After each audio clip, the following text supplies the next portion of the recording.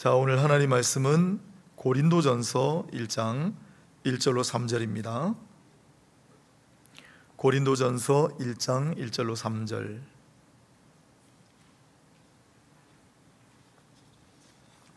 제가 읽을 때 같이 읽으면 좋겠습니다.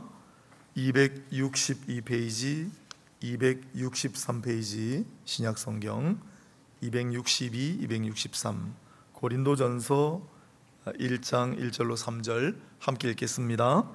하나님의 뜻을 따라 그리스도 예수의 사도로 부르심을 받은 바울과 형제 소스데네는 고린도에 있는 하나님의 교회 곧 그리스도 예수 안에서 거룩하여지고 성도라 부르심을 받은 자들과 또 각 처에서 우리의 주 곧 그들과 우리의 주 되신 예수 그리스도의 이름을 부르는 모든 자들에게 하나님 우리 아버지와 주 예수 그리스도로부터 은혜와 평강이 있기를 원하노라. 아멘. 오늘은 교회란 무엇인가 제목으로 말씀을 전하려고 합니다. 어느 말씀 하나 중요하지 않은 게 없지만 그냥 오늘 말씀을 잘 경청하셔서 오늘 우리 기도 시간에도 이렇게 기도하고요, 그래서 이런 교회가 되기를 소망하고 기도합니다 하고 잊지 말고 여러분 확신을 가지고 기도하시면 하나님께서 이런 기도는 응답해 주십니다. 꼭 이런 교회를 만들어 가시기를 바랍니다. 교회란 무엇입니까? 묻는다면 오늘 이제 성경 구절을 통해 답을 하면 교회는 일단 모임입니다 라고 대답해야 돼요. 모임입니다. 그래서 오늘 본문에도 보면 부르심을 받은 자들, 모든 자들이라고 되어 있잖아요. 그게 하나님의 교회다는 거예요. 교회는 새들의 모임도 아니고 개들의 모임도 아니고 사람들의 모임입니다.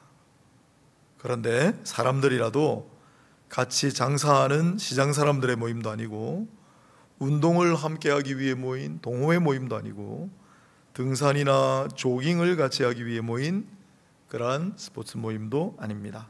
교회는 하나님을 믿는 사람들의 모임입니다. 그러면 하나님을 믿는 사람들이란 어떤 사람들입니까? 하나님을 우리 아버지라고 부르고 예수 그리스도를 우리의 주라고 부르는 사람들이에요. 그 이름을 부르는 자들이에요. 그런데 조금 더 자세하게 한다면 2절의 두 번째 줄에 있는 하나님을 믿는 사람들이란 어떤 사람들입니까? 라고 묻는다면 성경은 이들을 성도라고 부릅니다. 성도는 거룩한 사람들입니다. 거룩한 사람들이란 그 이미지처럼 조금 근엄하고 진지하고 재미없는 그런 사람들을 가리키는 말이 아니라 세상 사람들하고 뭔가 달라도 조금은 다른 그런 사람들을 가리킵니다.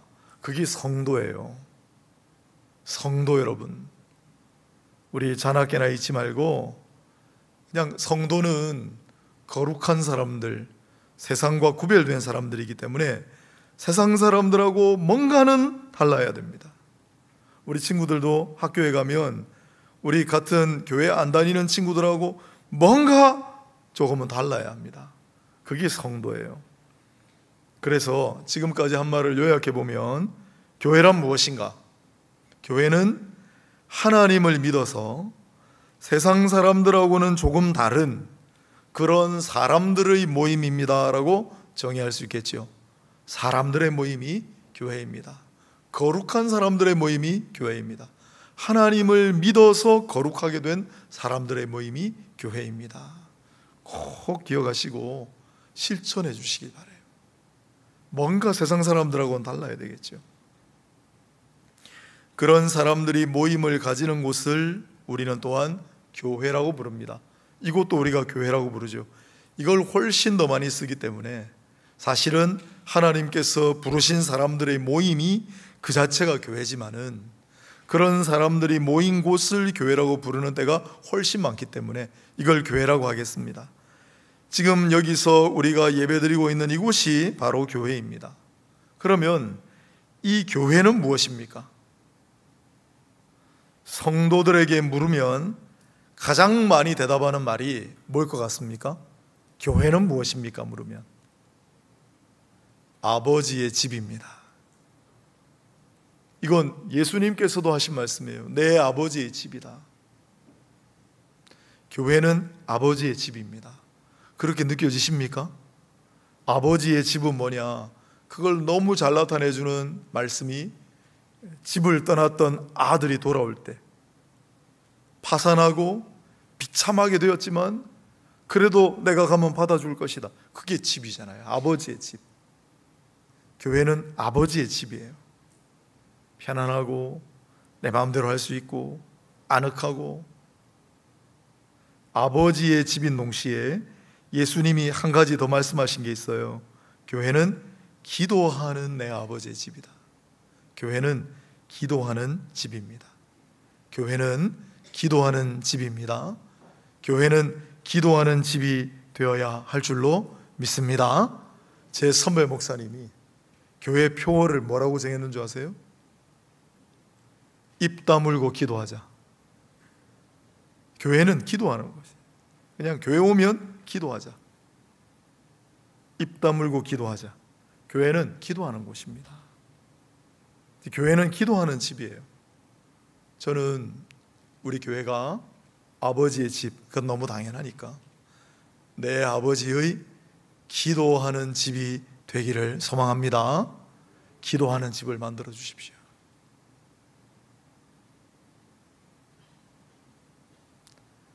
그저 주중에라도 오면은 이쪽 저쪽에서 구석구석에서 기도하는 사람들이 있는 교회, 주일에 모여도 기도에 힘쓰는 교회, 새벽에 꿀벌 소리가 웅웅웅 울리는 것처럼 기도가 울리는 교회, 금요일 집회에 뜨겁게 찬양 부르고 목이 터져라 기도하는 교회.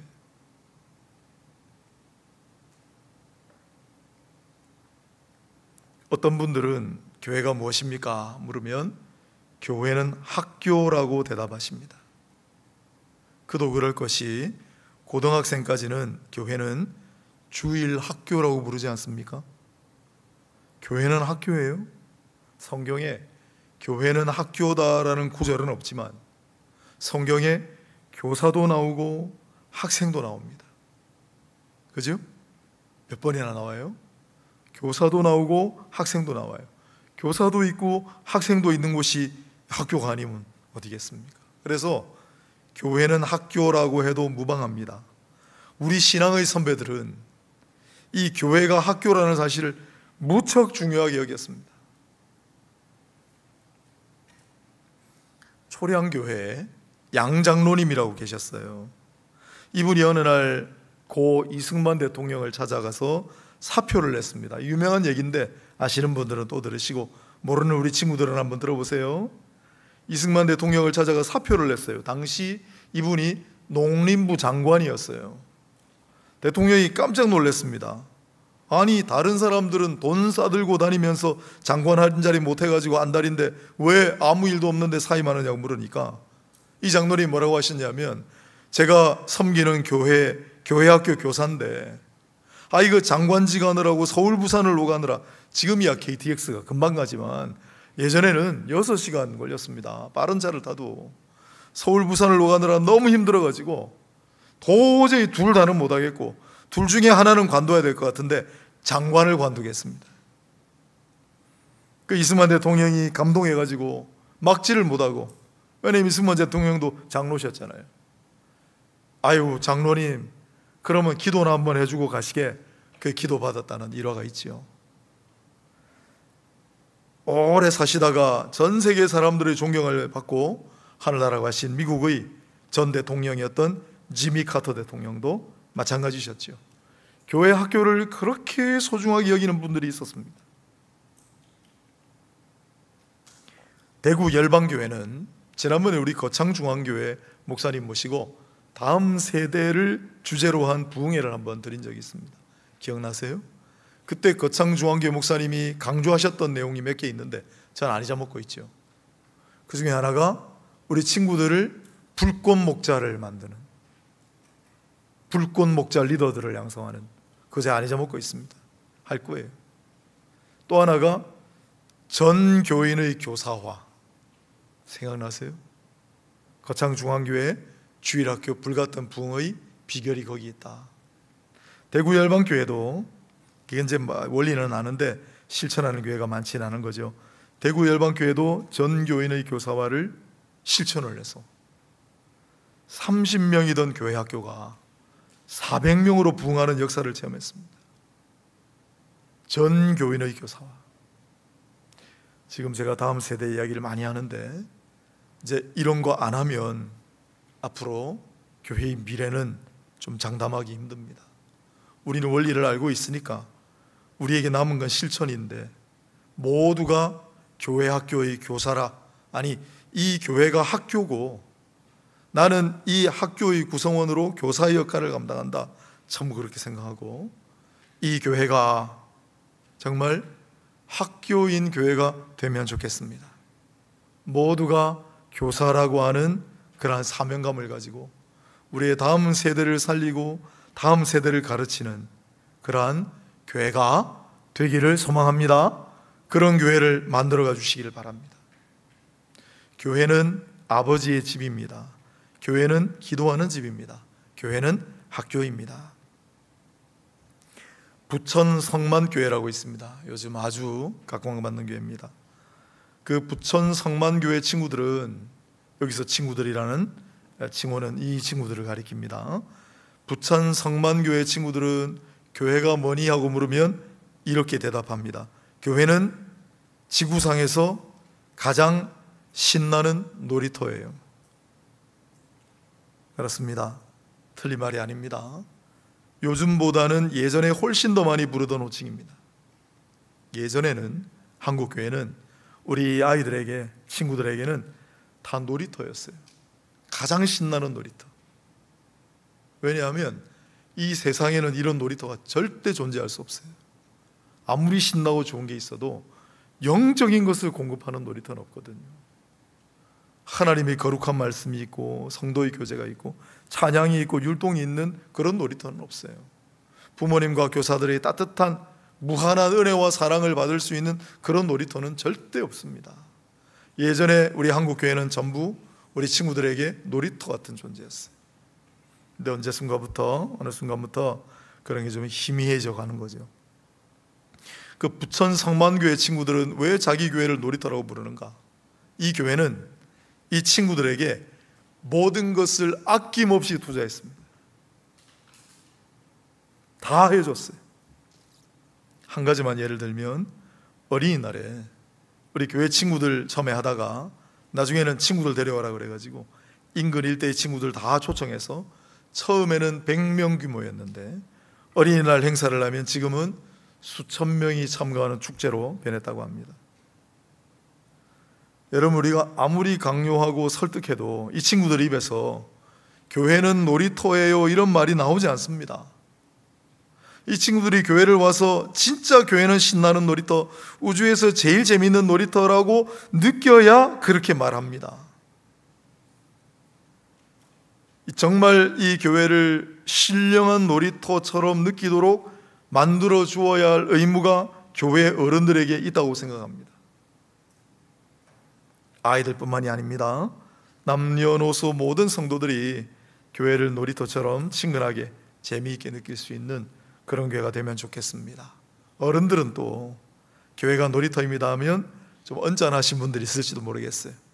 이제 그거는 그냥 다음에 하고, 일단 이 친구들만이라도 교회가 뭐니 물어보면, 교회는 진짜 재밌는 놀이터예요. 교회는 정말 신나는 놀이터예요. 교회는 이 세상에서 제일 신나고 재밌는 놀이터예요 라고 답할 수 있는 그런 우리 교회가 될 수 있기를 소망합니다. 그런 교회를 만들어가 주시기를 부탁을 드립니다.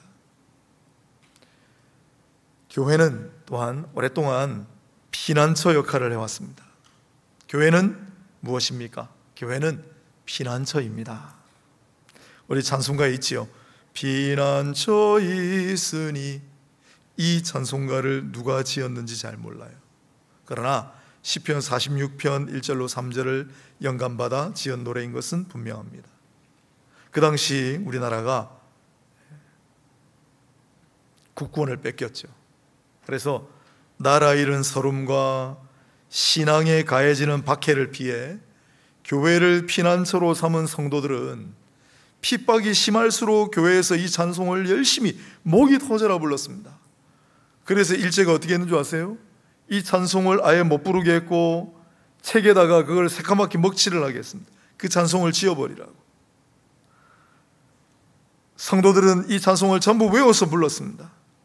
그러다 잡히면 온갖 악행을 가하는 바람에 고초를 겪으면서도 교회는 피난처입니다라는 걸 목이 터져라 부르는, 이후에 해방이 되고 6.25 전쟁을 거치면서 교회는 고아와 미망인과 가난한 자와 나그네들을 위한 피난처 구실을 했습니다. 이것 역시 오늘날 교회가 피난처의 성질을 점점 잃어갑니다. 교회는 주님의 몸이라 했고 주는 나의 피난처라고 했으므로 주의 몸된 교회는 당연히 의지할 데 없는 이들의 피난처가 되어야 합니다. 그래서 교회는 피난처입니다. 의지할 데 없는 이들의 피난처입니다. 나도 마찬가지입니다. 교회는 피난처입니다.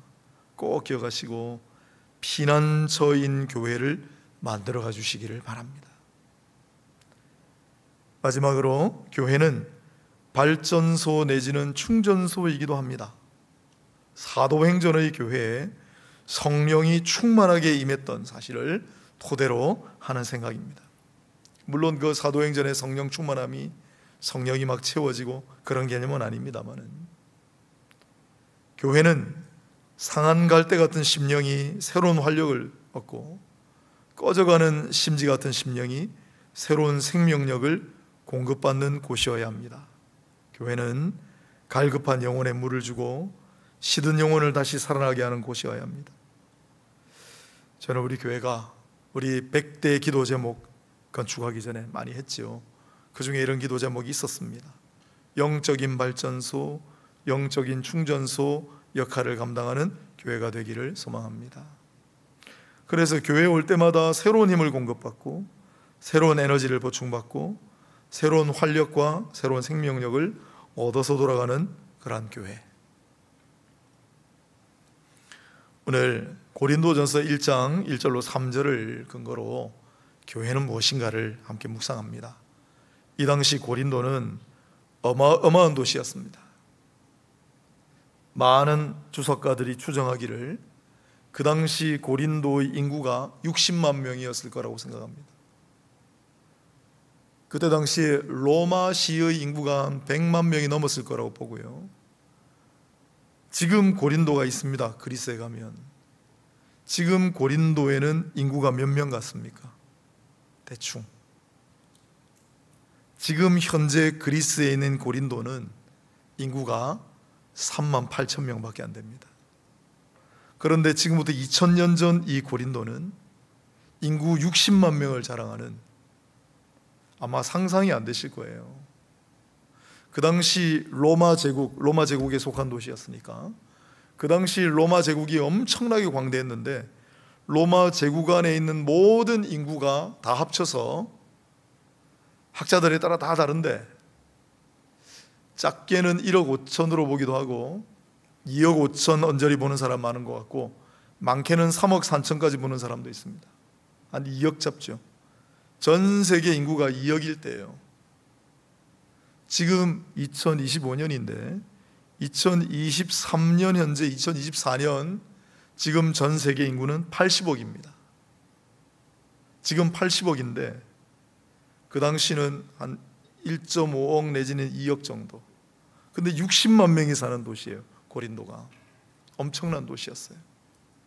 그런데 그 어마어마한 도시에 세상의 쾌락과 온갖 좋은 것이 다 있는 곳이었습니다. 우상 숭배의 근거지. 음란 문화가, 퇴행 문화가 판을 치던 곳. 그런데 그 무지막지한 고린도에 그 세상 사람들하고 세상 문화하고는 전혀 다른 독특한 사람들이 살았습니다. 그게 교회였어요. 교회. 그 이후로 이 교회는 아버지의 집이고 기도하는 집이며 학교 역할을 감당했어요. 성경을 가르치고 제자를 훈련시키고 선교사를 파송하는 곳이었죠. 이 교회는 학교를 넘어서 가장 아이들이 찾아와 쉼을 얻을 수 있는 놀이터 역할을 했고, 피난처 역할을 했고, 영적인 충전소와 영적인 발전소 역할을 감당해 왔습니다. 오늘 우리가 처한 이 현실 속에서도 이 교회가, 교회인 여러분들께서 먼저 성도로 세상과는 어딘가 달라도 다른 그러한 한 분 한 분이, 그리고 이 교회의 집단 공동체가 될 수 있기를 소망하고 축원합니다. 뿐만 아니라 오늘 교회의 한 6가지를 말씀드렸습니다. 여러분, 기도하면은 하나님 이루어 주십니다. 잊어먹지 않고 계속 기도하면 하나님 이루어 주십니다. 이 교회가 영적인 충전소, 영적인 발전소 되게 하옵소서. 이 교회가 여전히 오갈 데 없는, 의지할 데 없는 이들의 피난처가 되게 하옵소서. 이 교회가 우리 친구들의 놀이터가 되게 하옵소서. 이 교회가 교회의 학교가 되게 하옵소서. 이 교회가 아버지의 집이 되게 하옵소서. 기도하는 집이 되게 하옵소서. 기도하면 들어주신다니까요. 언젠가 뒤돌아보면 다 기도하는 대로 들어주셨네 고백하는 날이 있을 겁니다. 그때까지는 이 기도 제목을 가지고 우리 온천제일교회가 어떤 교회가 되면 좋겠나? 아버지, 이런 교회가 되게 해주십시오. 기도하며 나가셔서 하나님께서 점차적으로 조금씩 아름다운 이 교회의 모델을 만들어 가시는 그러한 저와 여러분과 이 교회가 되기를 주님의 이름으로 축원합니다. 하나님 아버지, 오늘 교회란 무엇인가 주제로 말씀을 전했습니다.